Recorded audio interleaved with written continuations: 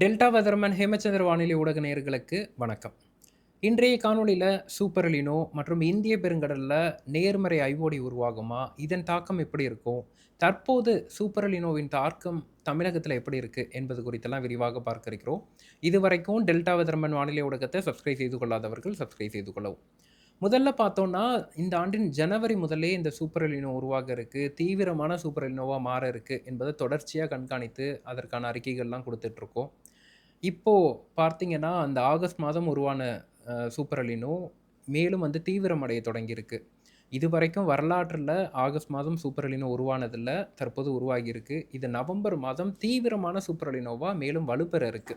அதாவது பசிபிக் பெருங்கடலின் கிழக்கு மத்திய பகுதிகள்ல கடல் மேற்பரப்பு வெப்பநிலை 2.5 டிகிரிக்கு மேல வெப்பநிலை உயர்ந்துட்டு, இது 3.5 டிகிரிய நவம்பர் மாதத்தில தாண்ட இருக்கு.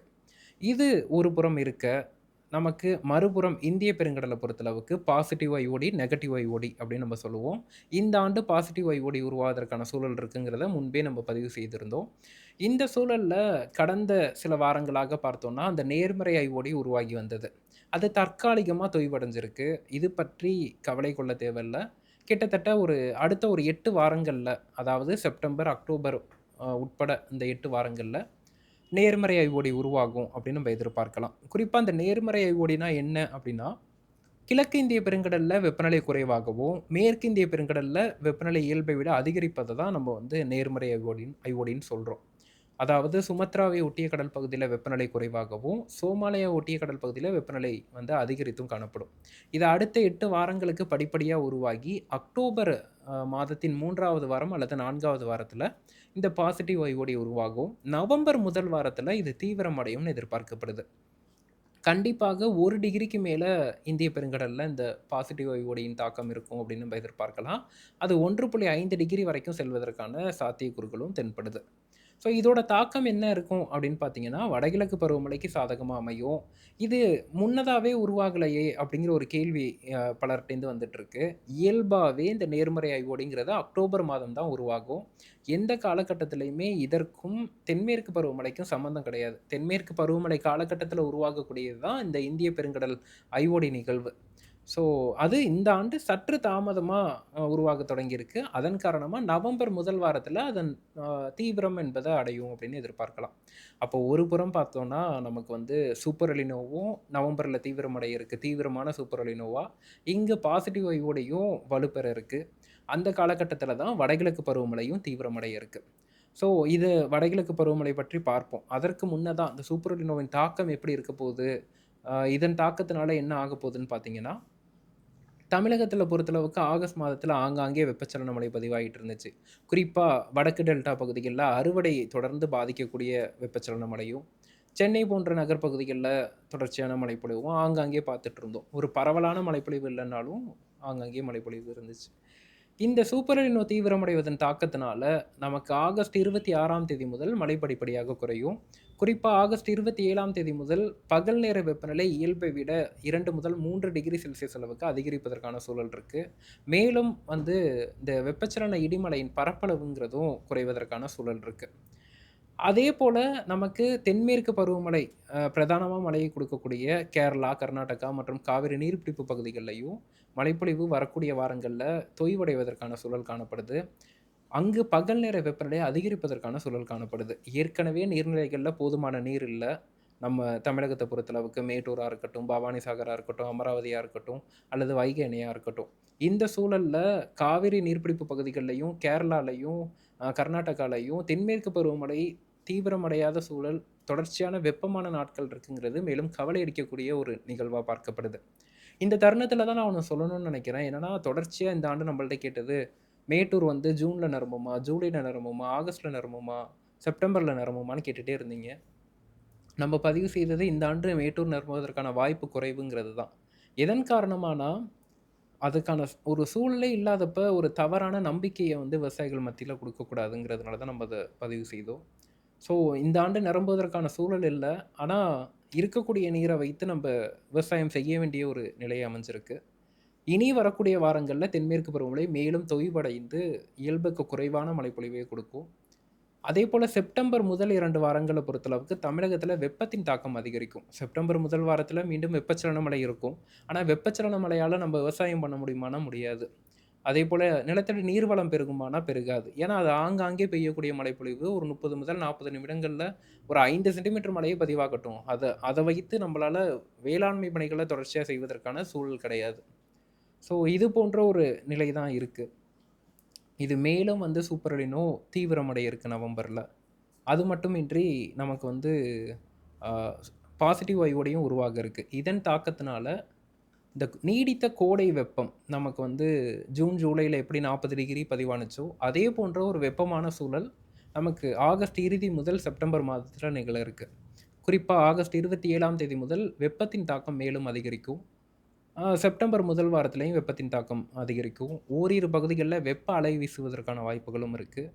இது இயல்பாவே வந்து ஆகஸ்ட், செப்டம்பர் மாதங்கள்ல வெப்பம் அதிகரிக்கிறது இயல்பு தான அப்படிங்கிற ஒரு கேள்வி வரும். நெறைய பேர் வந்து அந்த சூரியனோட குத்துக்கதிர் விழறதுனால வெப்பம் அதிகரிக்குது. அது அப்படி இல்ல. இந்த ஆண்டு ஜூன், ஜூலை மாதங்கள்ல 40 டிகிரிக்கு மேல மதுரைலாம் பார்த்தீங்கன்னா, 17 நாட்கள் ஜூலை மாதத்தில வந்து 40 டிகிரிக்கு மேல வெப்பநிலை பதிவானுச்சு. ஒவ்வொரு பகுதியிலும் ஜூன் மாதத்தில் பதிவாகாத வெப்பநிலை வந்து மீனம்பாக்கம் சந்திச்சுச்சு. அதேபோல ஜூலை மாதத்தில பதிவாகாத வெப்பநிலை பதிவானுச்சு.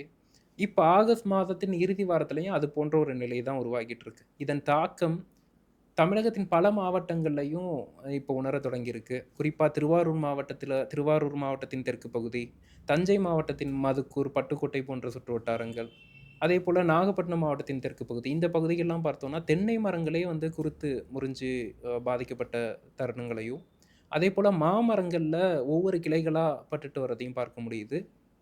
குறுவை பட்டம் தான் பண்ணல. சம்பா பட்டத்தில் பார்த்தோம்னா, அதற்கு தயாராவதற்கு புழுதி உழவு ஓட்டுவதற்கே சாதகமான நிலை இல்லாத சூழல் காணப்படுது. கோயம்புத்தூர் மாவட்டத்த பொறுத்தளவுக்கு தென்னை மரங்களுக்கெல்லாம் தண்ணீர் வாங்கி வைக்கக்கூடிய ஒரு சூழல். அது மட்டும் இல்லாம மஞ்சள் பயிர்களுக்கு தண்ணீர் இல்ல. பருத்தி வெயில்ல நல்லா விளைச்சல குடுக்கக்கூடிய பருத்தியே இந்த ஆண்டு பாதிக்கப்பட்டிருக்கு. பல மாவட்டங்கள்ல குடிநீர் தட்டுப்பாடும் நிலவிக்கிட்டு இருக்கு. கிட்டத்தட்ட 15 நாட்களுக்கு ஒரு முறை தான் குடிநீர் வழங்கக்கூடிய ஒரு சூழல்லாம் இருக்கு. ஸோ இது எல்லாமே இந்த நீடித்த கோடையின் தாக்கத்தினால தான். அது மேலும் தீவிரமடைவதற்கான ஒரு சூழல் இருக்குங்கிறப்போ, நான் கேட்டுக்கிறது ஒண்ணே ஒண்ணு என்னன்னா, இந்த ஒரு புறம் வந்து நெல் விவசாயிகள் பாதிக்கப்பட்டிருக்காங்க. மறுபுறம் இந்த தென்னை விவசாயிகள் வாரத்திற்கு ஒரு தண்ணீராவது வாங்கி வச்சுருங்க. ஏன்னா, நம்ம வந்து ஒரு தென்னை மரம், தென்னந்தோப்பு போயிடுச்சுன்னா, அத அத சரி பண்றதுக்கு கிட்டத்தட்ட 5லிருந்து 10 வருடங்கள் வரைக்கும் ஆகும். அதில விளைச்சல் வந்து மகசூல் பார்க்கறதுக்கு 15 வருடங்கள் ஆயிடும். ஸோ, அதன் காரணமா அக்டோபர் 2வது வாரம் வரைக்கும் இந்த வெப்பத்தோட தாக்கம் இருக்கும். இந்த நீடித்த கோடையின் தாக்கம் இருக்கும். அதன் காரணமா வாரத்திற்கு ஒரு முறையாவது தண்ணீர் வாங்கி வைக்க வேண்டிய ஒரு உறுதிப்படுத்திக்கோங்க. கண்டிப்பாக தண்ணீர் வைத்து காப்பாத்திட்டீங்கன்னா, ஐப்பசி, கார்த்திகையில நல்ல மழைப்பொழிவு இருக்கு. அதற்குள்ளாக சற்று மரங்கள் தேறி வந்துரும்.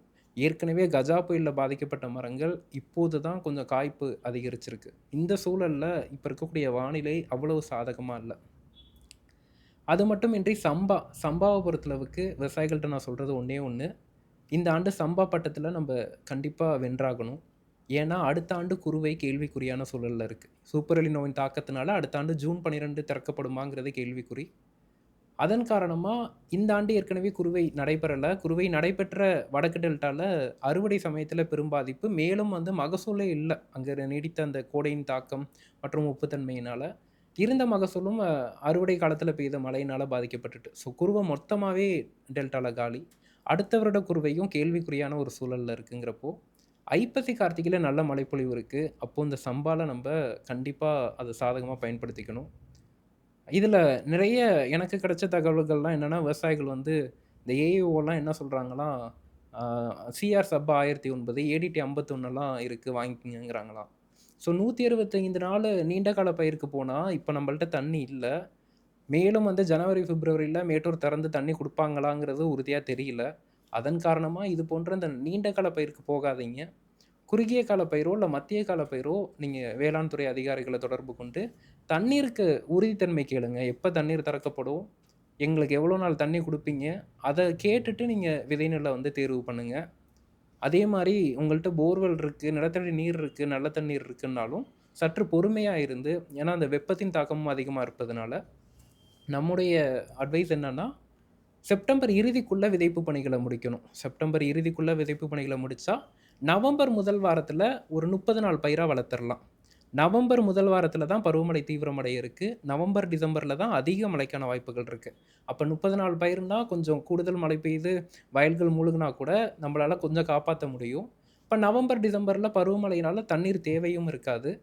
ஜனவரி இறுதியில அறுவடை வருவது போல திட்டமிட்டுக்கங்க. 120 நாள், 115 நாள் பயிரா இருந்துச்சுன்னா, செப்டம்பர் இறுதிக்குள்ள விதைப்பு பணிகள முடித்து, நவம்பர் முதல் வாரத்துல 30 நாள் பயிராக்கி, நவம்பர், டிசம்பர் அந்த அதீத மழைப்பொழிவுல சற்று பயிர்கள காப்பாற்றி, ஜனவரி இறுதியில நம்ம அறுவடை பணிகள செய்து விடலாம்.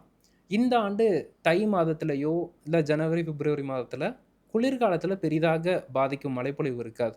அதன் காரணமா குறுகிய கால பயிரோ அல்லது மத்திய கால பயிரோ தேர்ந்தெடுத்து, இந்த சம்பாவில் கண்டிப்பா வென்றாகணும். அது டெல்டா மட்டுமல்ல, ஒட்டுமொத்த தமிழகமுமே சம்பா பட்டத்த வென்றாக வேண்டிய ஒரு சூழல் இருக்கு. சூப்பர் எல்னினோல நம்ம தாக்கத்துல விவசாயிகள் வந்து பொருளாதார ரீதியா எதிர்கொள்ளணும்னா சம்பால வென்றாகணும்.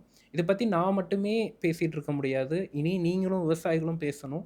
சம்பா பண்றதுக்கான எ எப்படி பண்றதுங்கிறத பத்தி நீங்க அதற்கான ஒரு கேள்விகள எழுப்பும்போது தான் அது அரசின் கவனத்துக்கு செல்லும்.